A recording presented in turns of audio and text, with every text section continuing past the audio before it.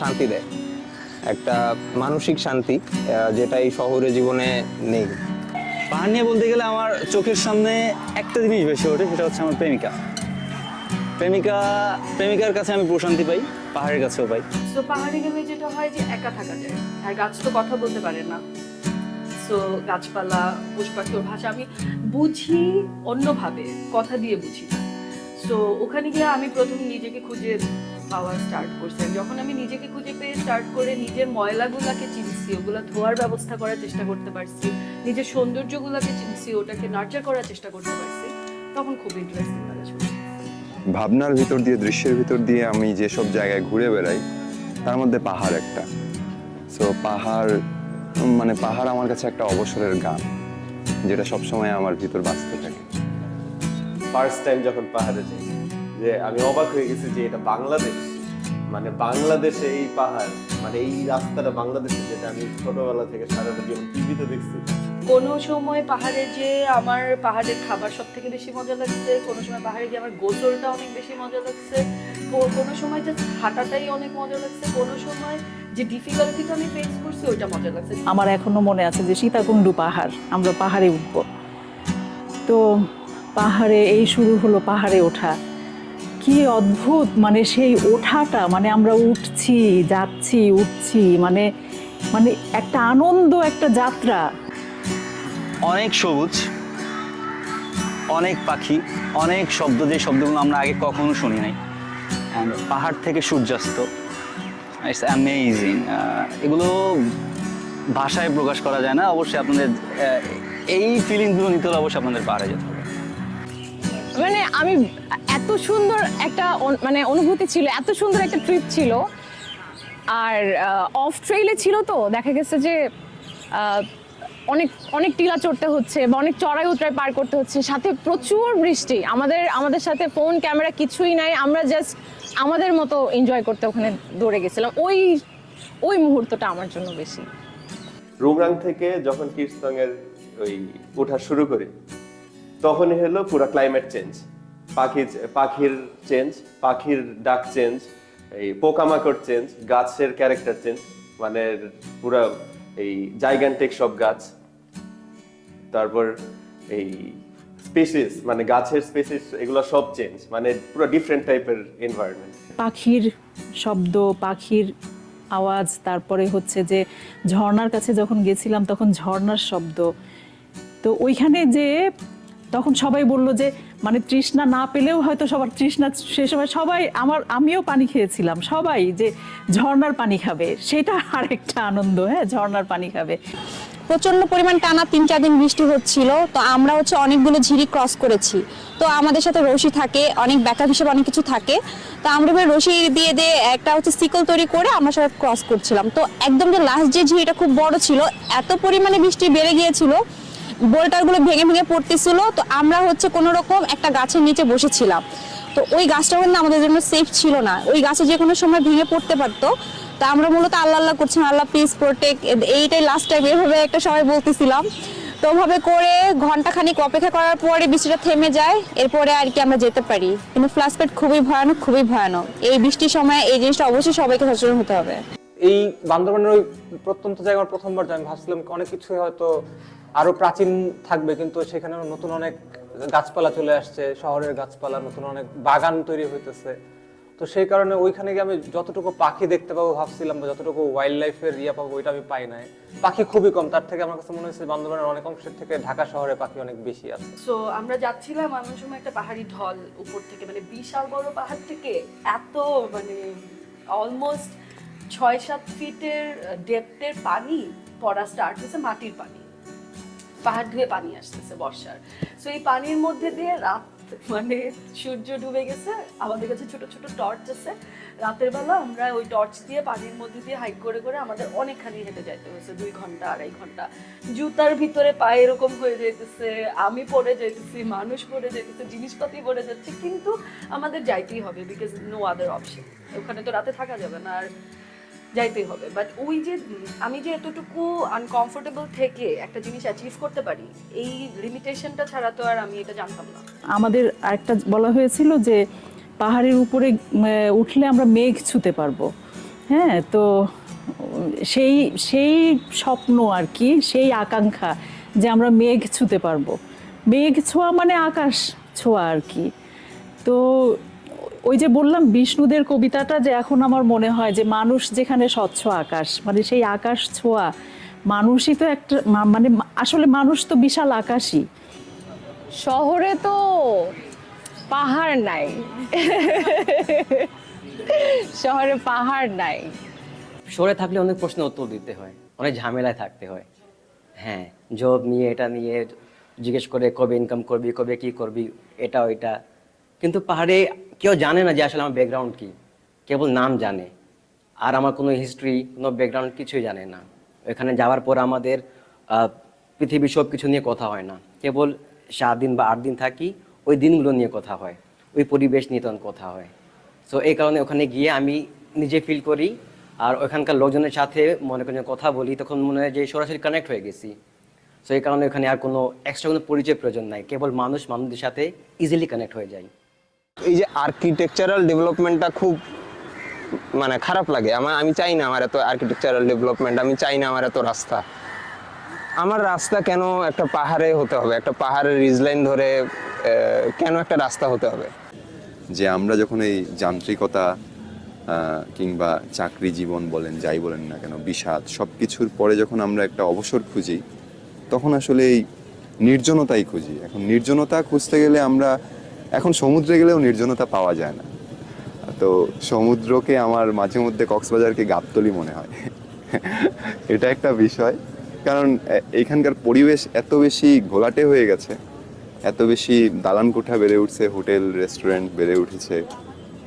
তো আমার গাবতলী মনে হয়, একটা বাজার মনে হয় যে আমি একটা মাছের বাজারে গেছি, একটা শুটকির বাজারে গেছি, আমি কোনো একটা বাজারে গেছি যেখানে শপিং করতে গিয়েছি, আসলে সমুদ্র দেখতে না।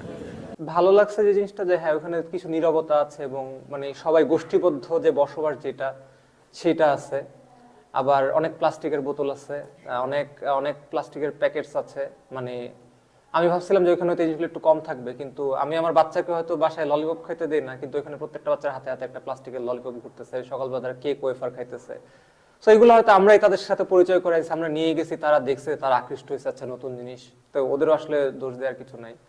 কিন্তু যারা এই জিনিসগুলো ওই গ্রামে পাঠাচ্ছে বা যেই কোম্পানিগুলোর প্রোডাক্ট সেল হচ্ছে, এখানে ওদের দায়বদ্ধতাও আছে, কারণ ওরা আসলে তো বিক্রি করে দিয়ে শেষ হয়ে যাচ্ছে, ওরা তো কেউ এই জিনিসগুলো নিতেছে না, জিনিসগুলো রিসাইকেল হচ্ছে কিনা।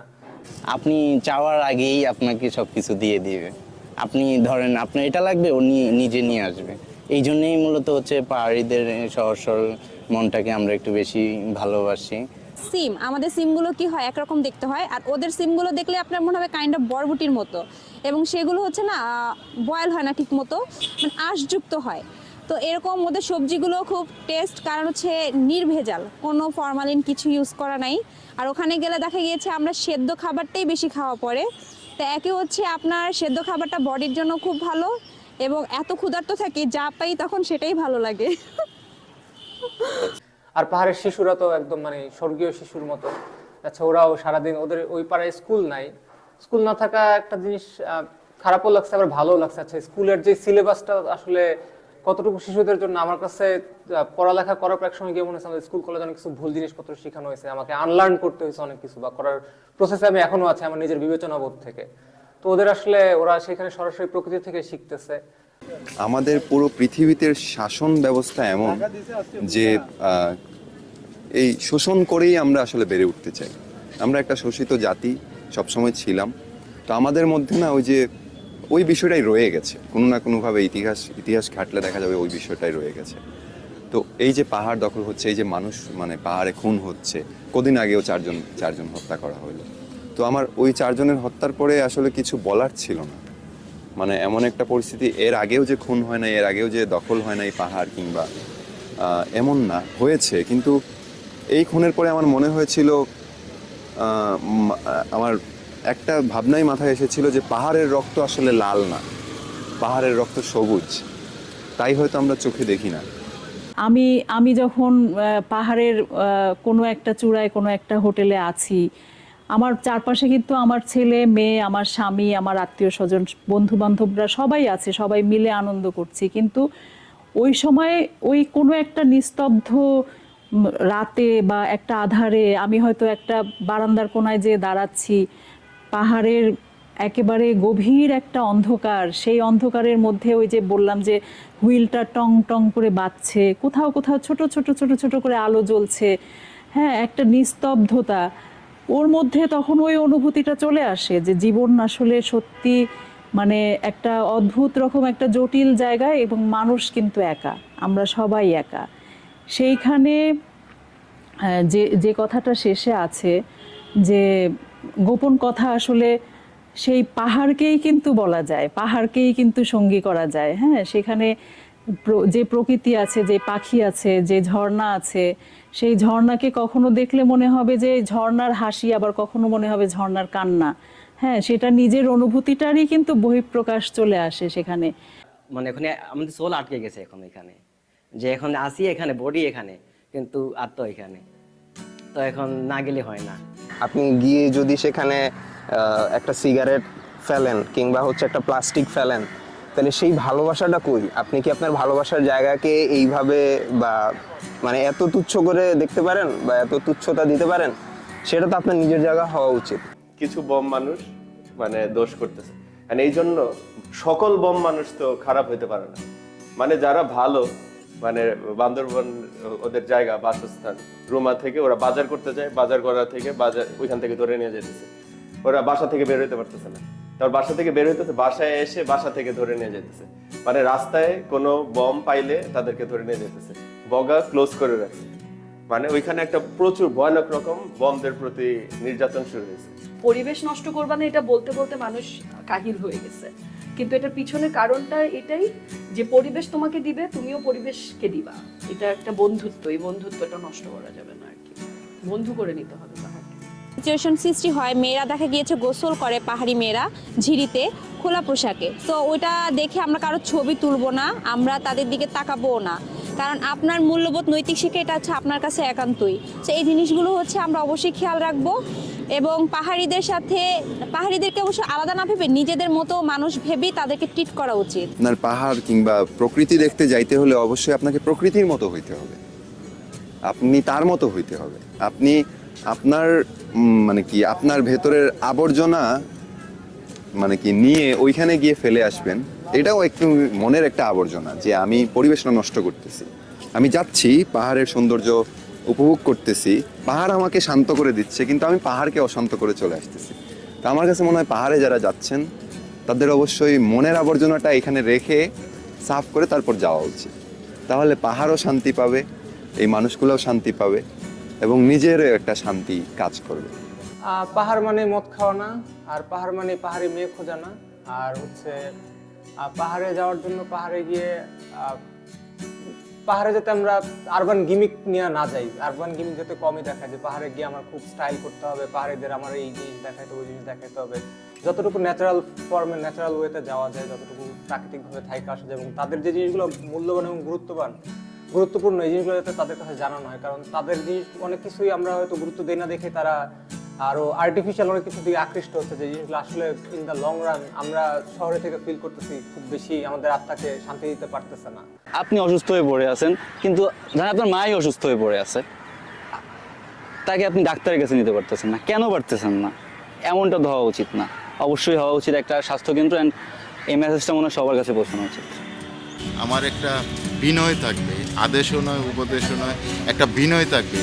যারা আসলে সত্যিকার অর্থে পাহাড়কে ভালোবাসেন, আমার মনে হচ্ছে প্রত্যেকের এক একটা করে ডাস্টবিন নেওয়া উচিত, এবং এটা আসলে আমার প্রকৃতিকে সুন্দর রাখতে গেলে আমার যেটা করতে হবে, আমার নিজস্ব একটা ডাস্টবিন নিতে হবে, এবং এই ডাস্টবিন দিয়ে আপনি আজকে একজন একটা ডাস্টবিন নিল, আরেকজন নিল, দেখা গেলো আমরা ময়লাগুলি কোথাও ফেলতেছি না, এই ডাস্টবিনে ফেলছি।